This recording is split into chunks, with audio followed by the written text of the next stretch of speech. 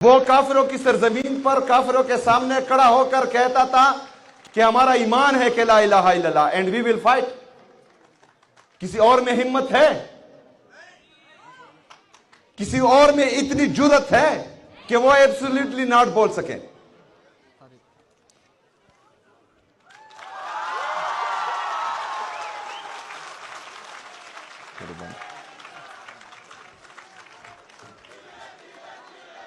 ये किसी और में जुर्रत क्यों नहीं है? क्योंकि इनके मफादात अवाम के साथ जुड़े हुए नहीं हैं, क्योंकि इनका मफाद पाकिस्तान को बेहतर बनाना नहीं है। इनके मफादात हैं यहां से लूट मार करके पाकिस्तानियों का पैसा बाहर ले जाकर वहां पर जजीरे खरीदे और फ्लैट्स खरीदे।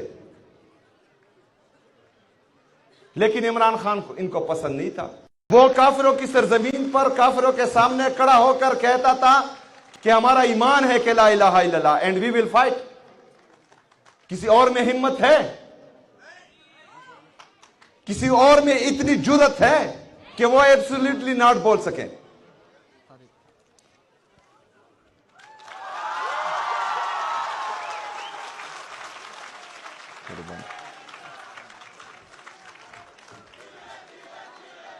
ये किसी और में जुर्रत क्यों नहीं है?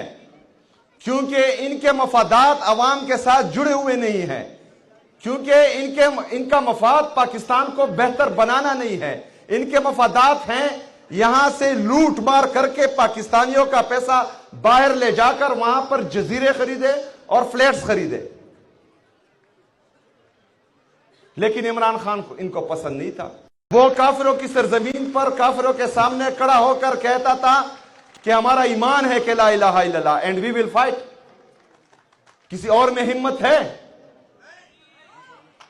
किसी और में इतनी जुर्रत है कि वो एब्सोल्युटली नॉट बोल सके?